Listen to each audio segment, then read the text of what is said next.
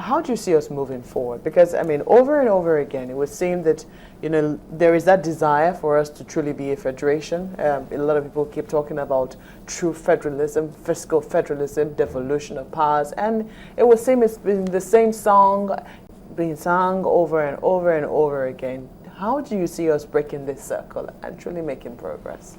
Well, the devolution of powers is a very good start. We have to go back to at least that basis. If you want to go to the ideal is that you go back to the pre-colonial kingdoms that signed an agreement, sovereignty cessation agreement with the British Crown. Ideally, then you will say, okay, all the old kingdoms like the Benin Kingdom, the Oyo Kingdom, and so on, you come together and renegotiate based on, your cultural and ancestral practices of government. Now we went beyond that. We've gone into the era of states, where states cut across different ethnic groups. So, but it doesn't still remove the tribal agitations that underlie the representation from those states. So let's assume that the major problem is the allocation of resources. Because if every community, and the funny thing about it is that democracy as itself, it states that, okay, one man, one vote, yeah? But the vote itself is predicated on a whole lot of things. It's predicated on the ability to make a wise decision. Because the fact that you can vote doesn't mean that you will make the right decision who to vote for. And the ability to make the right decision is based on the ability to get accurate information. So if Channels is not doing this program, if there were no enlightenment programs or programs that can sell or can inform the electorate of the situation, the people will not be able to make the right choices. So democracy goes beyond that. So, all right, we assume that you can make the right choices because you're giving information. But it goes beyond the vote. It goes into the ownership of property. One man, one vote, yes, but one man also at least one plot of land. And whatever it is that is under that plot of land is yours. Okay? And now the only thing that the government should do, because we already have an overarching government, both at federal, state, and at local government levels, that are a burden to the national treasury and a burden to our cultural experience of politics. So what we need to do probably is let the people, because when we say resource control, it's not supposed to stop at the states. Because the state does not own, like for example, oil reserves, oil wells. They all end up in local governments. And those local governments also do not necessarily own 100% of those reserves. So some of them will end up in family homesteads. So why don't we follow what the best country in the world, I mean in this kind of situation does, which is you own the oil well on your land, yet if you make $100 million a year, we tax you $90 million from that 100 million. That's the local government. The local government, out of the 90 million, pays 70 million, for example, and keeps 20 million, gives it to the county council, the county government, or the state government, and they then send on to the federal government in Washington something like 20% of that money. But the people at the very edge of it who have kept the 10% and whose land the oil is on will look after the environment because it is an ancestral or family property and it is something that they want to keep forever. So when you democratize elections and government, you must also democratize the economy so that you can own whatever it is within your land. Now the question will be, through what medium do we achieve that? Because it would seem that on the side of town, in the south, for instance, there is some consensus on that. How do we achieve, through what national medium do you think that can be achieved? Well, like I said, the major thing is the devolution of power and control of resources. True. The federal government has to step away from that, and the only mechanism is, for example, the National Assembly. I mean, the National Conference puts that into a resolution. The president takes it to the National Assembly. It is passed into law. There's no other way. I'm sorry, I didn't quite get that. You say put that into a resolution and take it to the National Assembly? No, I mean the national the conference, the National Conference has just come up with all these resolutions, and one of them, like you were saying, how could we deal with that ideal situation? Yes. All right. So you put it into a resolution of the National Conference. Yeah. Who is going to do that? The delegates at the conference? Ideally. But there's something called the People's Initiative, like in Switzerland. In Switzerland, there are issues that are not dealt with by the Constitution. And you know there are 3 federating units in Switzerland. You have the French-speaking, the Italian-speaking, and the Germanic people. So there are 3 confederating nations. And at times you cannot come up with an issue that will satisfy all those federating units. But what you do is that you go to the people directly in the form of a public drive. It's called the People's Initiative. So if they agree on something, whether the thing is in the Constitution, whether it is covered by the law, but if the people, through the means of people's assemblies or people's local government assemblies, they can put that into law, and then it will be implemented. Now, a lot of people will agree. It would seem that what we're looking at is the situation of who will belt the cat. I mean, over the years, the National Assembly has tried severally to amend the Constitution. There's been national conference, but it would seem that none of this has been able to, because the issue of politics keeps, coming up, and it would seem that it's always a very delicate one in terms of, keeping that balancing act and getting everybody to be reading from the same script. It's been almost very difficult. It's the personalization of political power.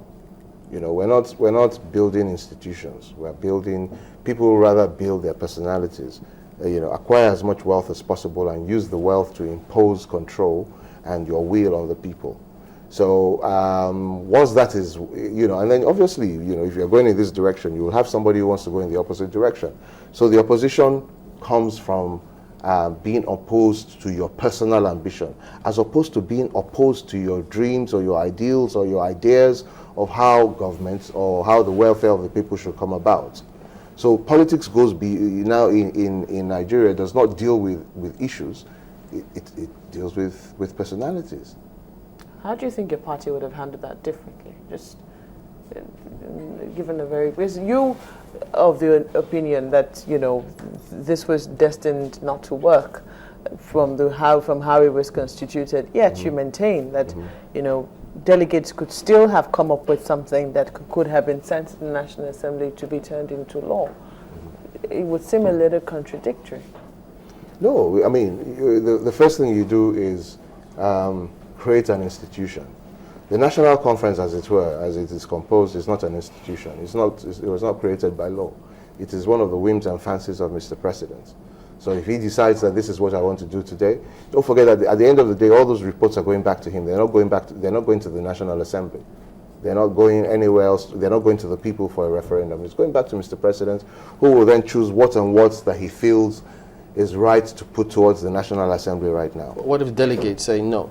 This should go to They have no constitutional rights or any statutory... Oh, they were also given a part of the conditions for their setup was also that they could determine what... No, not determine, they could suggest. Exactly, yes. And they have taken that up because... Yeah, so you suggest, doesn't mean that we have to take your suggestion. We can agree that your suggestion, while it is good and it is okay, but it does not marry the circumstances on the ground. If you say we should be giving free education to everybody at tertiary level, and you have agreed that, so how about the resources that are coming in?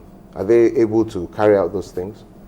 So it's not necessarily that you suggest. Suggestion is not the same thing as making it public policy and then enforcing it and implementing it. Well, that is a different situation, but in a case, I want to believe that the delegates will suggest something that will be implementable so that their reports will be implementable at the end of the day, and it would seem that they're already having discussions along that line. Yeah, but some of the things that they've suggested will step on very powerful toes, and when they step on very powerful toes who have a lot of influence, one man can have more influence than an entire community. But didn't these toes send them there in the first place? They say, the delegates, that they always consult their constituency before they come up with the final decisions. No, but don't forget that there are a large number of the delegates that were appointed delegates, nominated and appointed.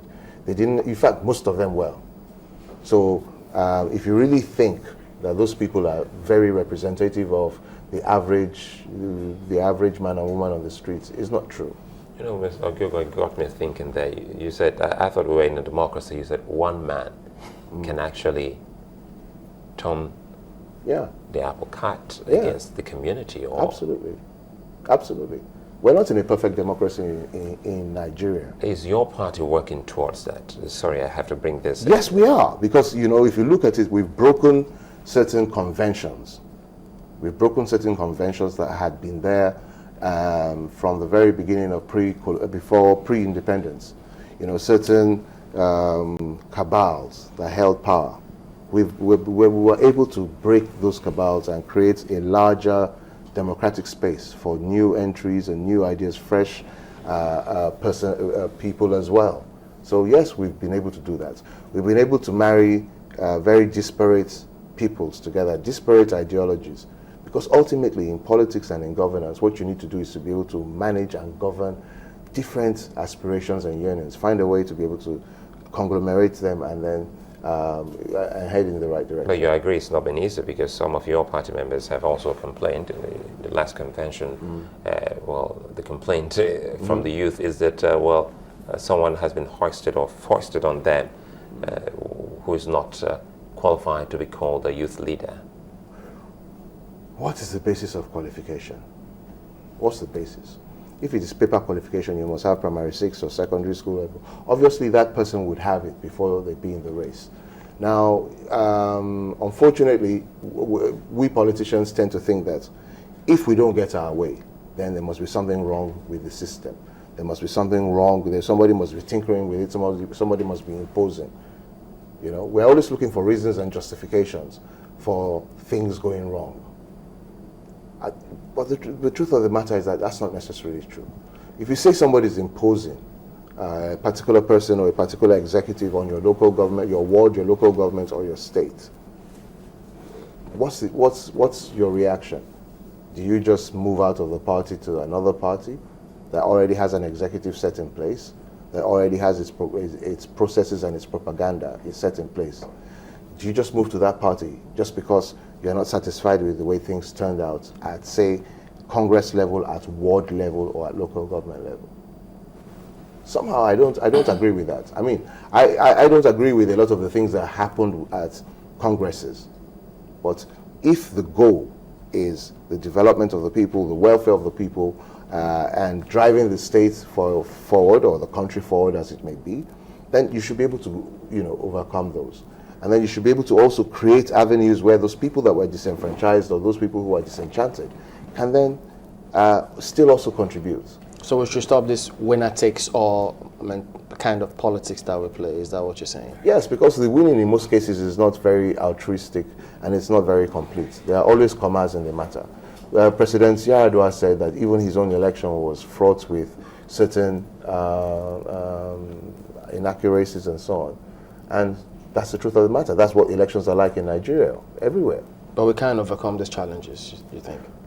I don't know about that, because America, I mean, I remember George Bush's election in 2004, there was a whole lot of accusations going on about the electronic voting system, where you would push a button on Kerry and the Democratic Party, and yet something else would come out as a result. They had that problem in Arizona, and I think in where else again? It was Boston or so. They had that problem. But it didn't tear the country apart. No, it didn't. The reason why the country, like we said before, the reason why there's so much emphasis at that power at the center is because of the ability of the center to control all the resources. So whoever it is that wins the center controls all the resources of Nigeria. That's why there's so much. But in America, it's not true. You know, California has its own local economy, and they have their own flag and their own constitution. So does Illinois. So does Georgia. They have different constitutions, different flags, and so on, you know. And the person that will be a Republican in New York, because of a Democrat in New York, because of his ideas and his inclinations, when he goes to California, he ends up as a Republican. So there's no what's the word? There's no dichotomy, really, in America. It's where you are, what your ideas stand for, and how it fits in with the current political situation. All right, Mr. Greg Ogiogwa is the Director of Public Affairs in Edo State. Thank you for coming on this morning. Thank you very much. All right, and we'll be back after this. We've got other matters coming up in just a moment. Join us again.